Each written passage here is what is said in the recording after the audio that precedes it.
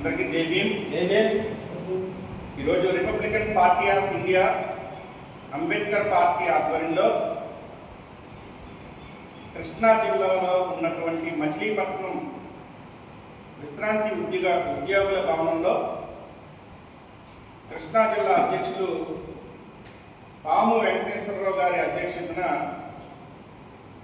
మరి ముందస్తుగా మనకి హక్కుల కోసం అదేవిధంగా అనేక సంస్కరణలు చేసినటువంటి మహనీయులు మహాత్మా జ్యోతిబా పూలే గారి యొక్క జయంతిని, అదేవిధంగా డాక్టర్ బాబాసాహెబ్ అంబేద్కర్ గారి జయంతి వేడుకని ఇక్కడ నిర్వహించడం జరిగింది.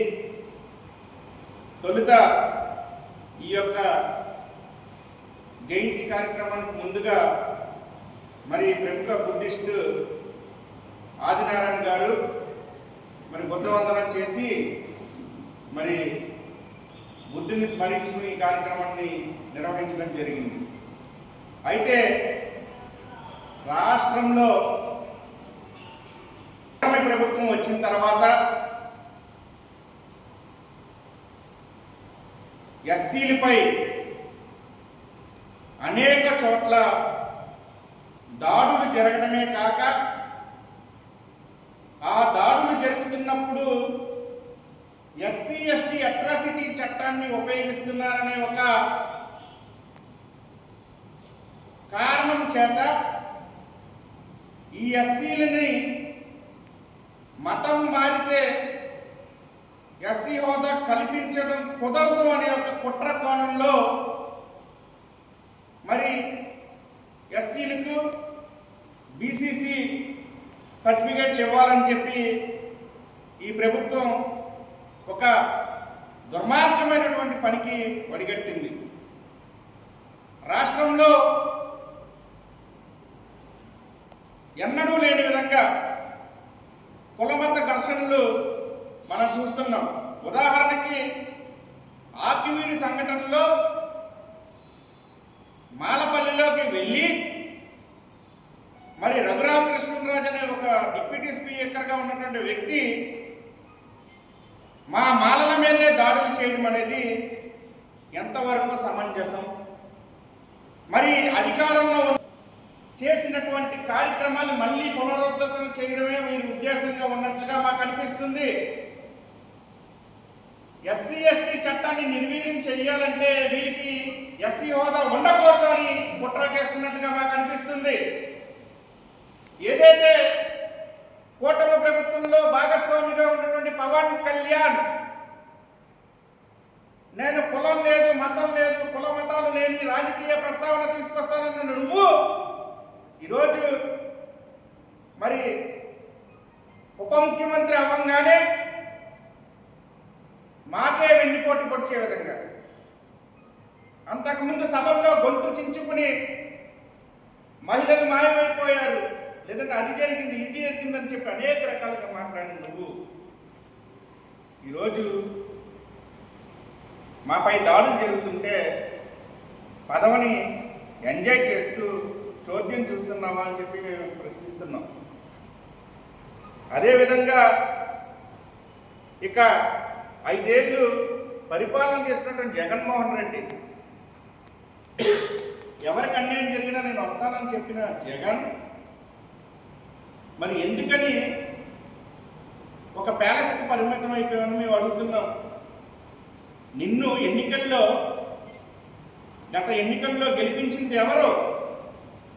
ఎస్సీలుగా ఉన్నటువంటి మేము కాదా? బీసీలుగా ఉన్నటువంటి మా సోదరులు కాదా? ముస్లిం మైనారిటీలుగా ఉన్నటువంటి మా సోదరులు కాదా?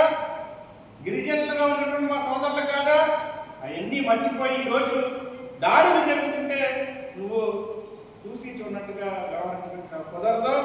నువ్వు ప్రతిపక్ష హోదా ఇచ్చినా ఇవ్వకపోయినా ప్రతిపక్ష పాత్ర పోషించి దాడుల్ని అరికట్టాలని చెప్పేసి రోడ్ల మీదకి వచ్చి నిరసన తెలపాలని చెప్పి మేము మిమ్మల్ని గట్టిగా డిమాండ్ చేస్తున్నాం.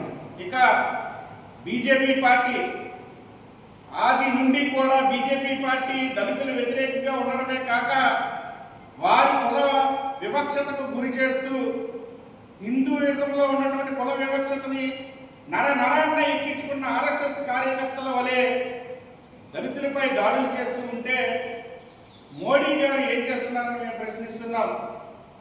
నేను ఒకటే చెప్పదలుచుకున్నాను,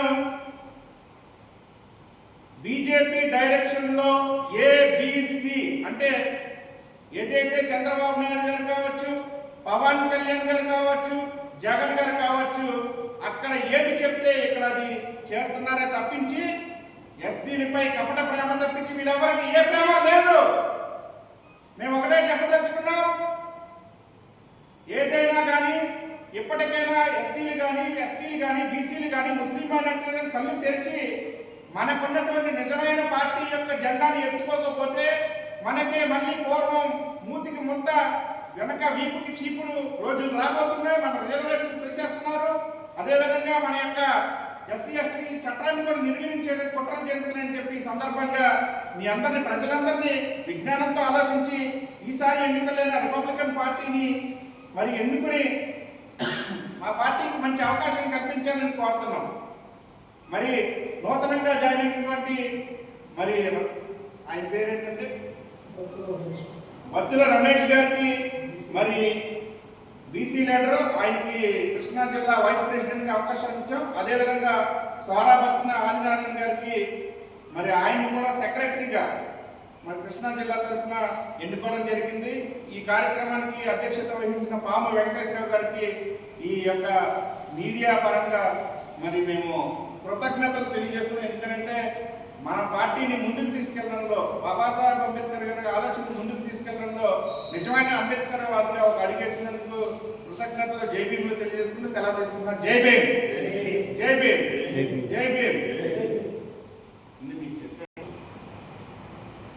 Republican Party of India Ambedkar party ముఖ్య నాయకులు మరియు ఈ AP state secretary Matya Bobby గారు మరి మచిలీపట్నం చేసినందుకు ఆయనకు ధన్యవాదాలు తెలియజేస్తున్నాం. ఈరోజు ఈ సమావేశం కావడానికి శ్రీ ఏపీ స్టేట్ ప్రెసిడెంట్ గారు అయినటువంటి పిట్ట వరప్రసాద్ గారి ఆదేశాల మేరకు ఈ కార్యక్రమాన్ని ఇక్కడ నిర్వహించడం అనేది జరిగింది. ఈ రిపబ్లికన్ పార్టీ ఆఫ్ ఇండియాని ముందుకు తీసుకెళ్లే ఉద్దేశంతో ఈ మచిలీపట్నంలో ఈ కార్యక్రమాన్ని ఏర్పాటు చేశాం. ప్రజల్లోకి ఈ పార్టీని విస్తృతంగా తీసుకెళ్ళడానికి నా వంతు ప్రయత్నం నేను చేస్తాను.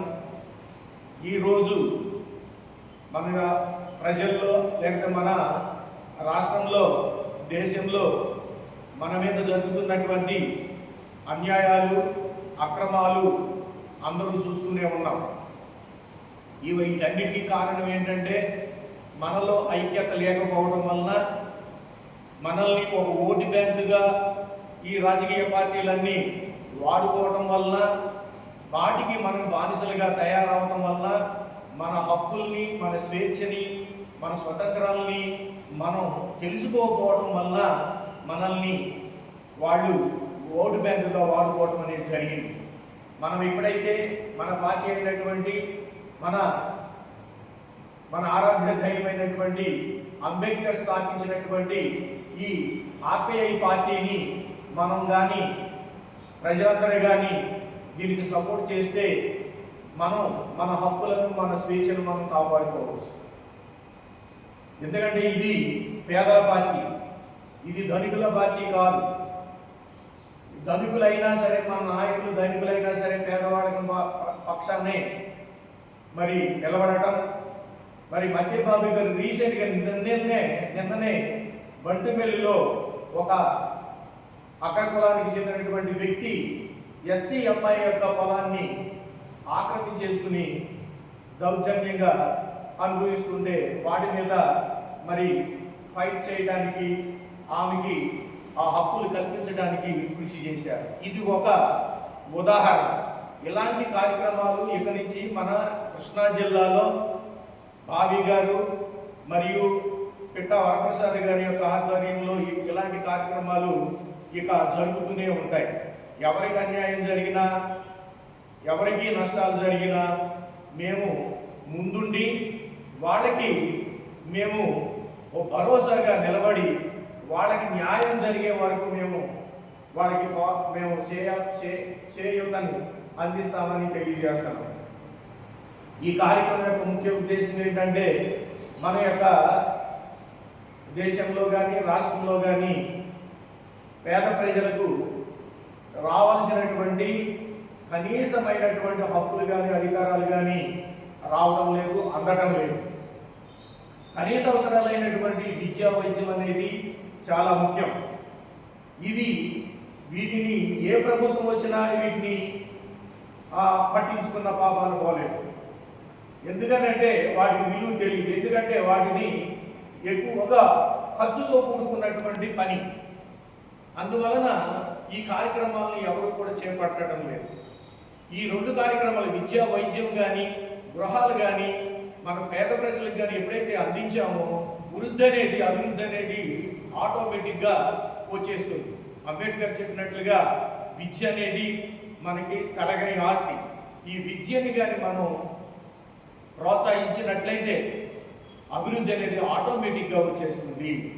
కాబట్టి మన పార్టీ ఆర్పిఐ పార్టీ ఈ విద్యా వైద్యము ఈ గృహాల మీద ఎక్కువగా ఫైట్ చేయడం అనేది జరుగుతూ ఉంటుంది.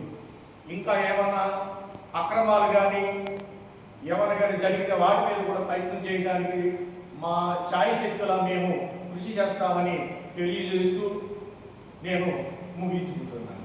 జై భీమ్.